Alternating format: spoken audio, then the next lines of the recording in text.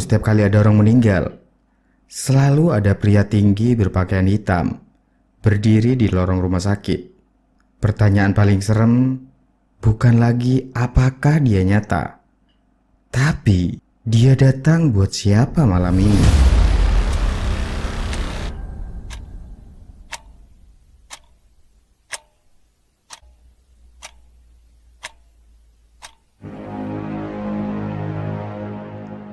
Cuy, gue mau nanya jujur. Kalau lu tahu malam ini ada sesuatu yang datang buat jemput seseorang, lu itu bakalan takut atau malah penasaran? Karena manusia itu aneh sih. Kadang kita takut mati, tapi lebih takut nggak tahu kapan. Dan kalau tiba-tiba ada tanda, ada sosok yang selalu muncul sebelum ada orang meninggal, pertanyaan paling serem bukan lagi apakah dia itu nyata, tapi dia datang buat siapa. Dan lebih parahnya lagi, kalau lu itu mulai ngerasa dia itu datang buat lu. Malam ini cuy, perawat itu udah sampai di titik dimana semuanya udah terlalu jelas untuk dianggap kebetulan. Sosok itu muncul, pasien drop, dan semua kejadian mulai nyambung. Dan sekarang tinggal satu pertanyaan yang muter terus di kepalanya. Kalau dia itu sudah ada di ward, berarti dia itu belum selesai. Jam waktu itu menunjukkan hampir jam 4 pagi. Waktu subuh masih lama. Langit di luar jendela masih gelap. Ward pun kembali sunyi setelah situasi pasien kritis tadi stabil. Tapi cuy, sekarang itu beda. Bukan sunyi biasa, tapi sunyi yang kerasa tegang. Kayak semua orang secara gak sadar itu nunggu sesuatu. Perawat itu berdiri di nurse station, ngeliat lorong yang panjang, lampu neon putih, bayangan panjang, dan semuanya terlihat normal. Tapi malam itu, normal yang udah gak terasa normal. Saat itu cuy, si perawat itu mencoba buat fokus kerja. Dia cek cat pasien, isi laporan, dan ngecek obat. Tapi tiap beberapa detik, kepalanya itu otomatis nengok ke lorong. Seakan-akan dia itu nunggu sosok itu muncul lagi.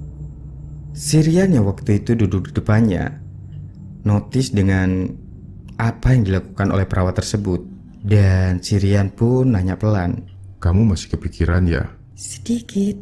"Jujur aja, kamu melihat apa sih tadi?" Perawat itu saat itu masih ragu.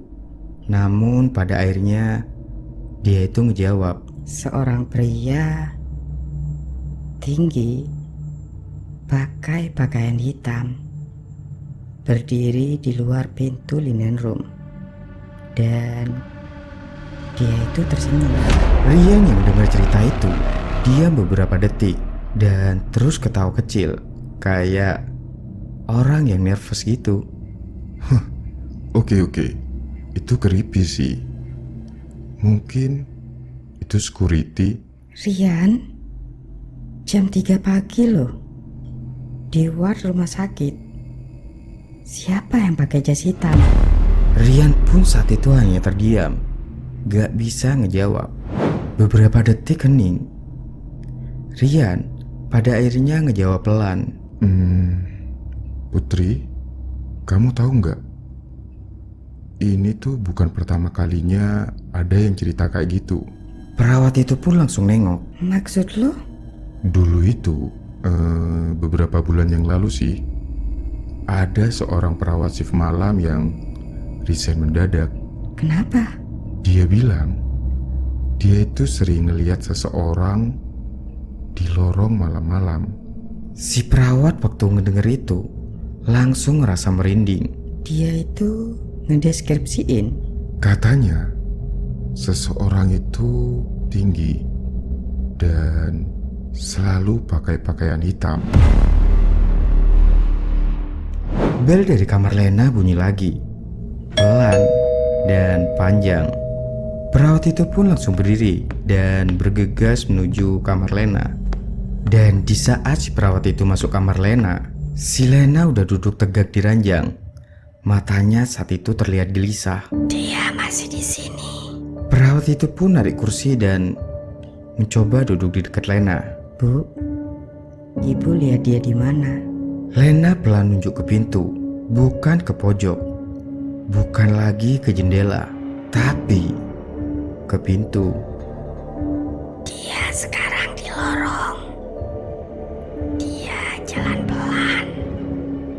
Dia itu lagi milih. Kalimat itu langsung bikin si perawat merinding. Milih siapa, Bu?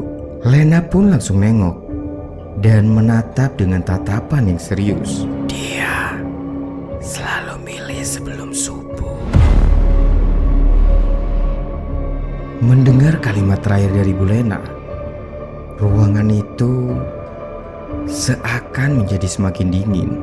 Si perawat itu akhirnya berani nanya ke Bu Lena. Bu Lena, dia pernah ngedeket ke ibu? Si Lena cuma geleng cepat. Tidak. Dia cuma ngeliat.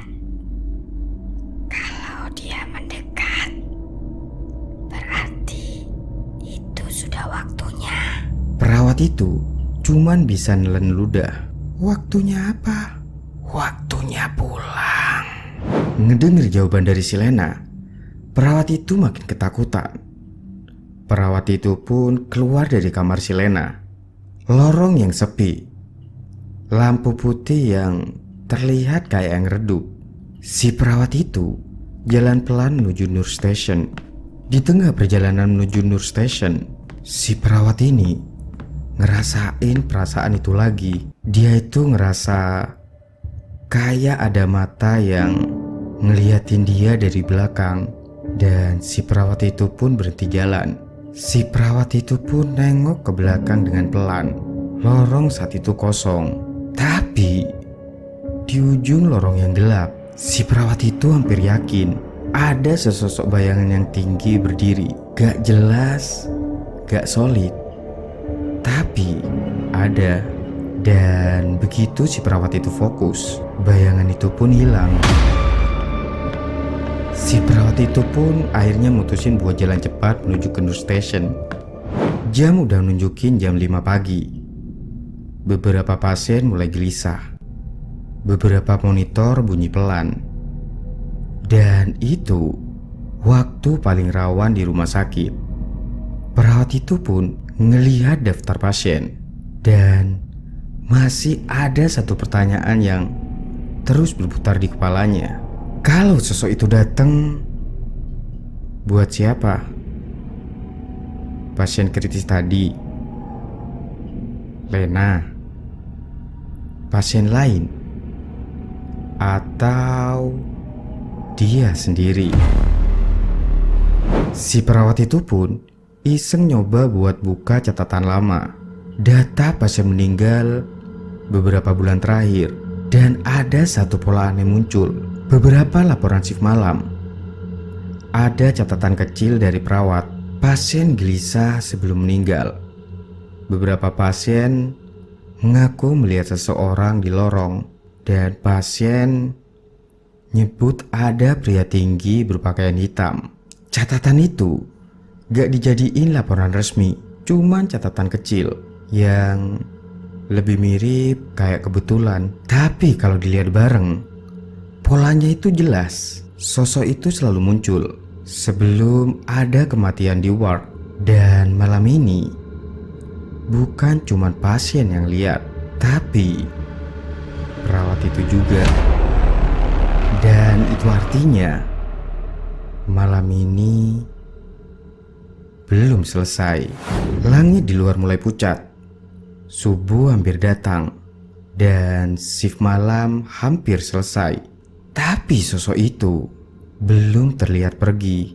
Dan sekarang si perawat itu sadar akan sesuatu yang jauh lebih mengganggu. Kalau sosok itu muncul untuk orang yang akan meninggal, maka kemungkinan paling mengerikan bukan lagi dia itu datang untuk pasien, tapi bahwa malam ini dia itu masih ada di ward karena orang yang dia tunggu belum menyadari kalau waktunya sudah habis.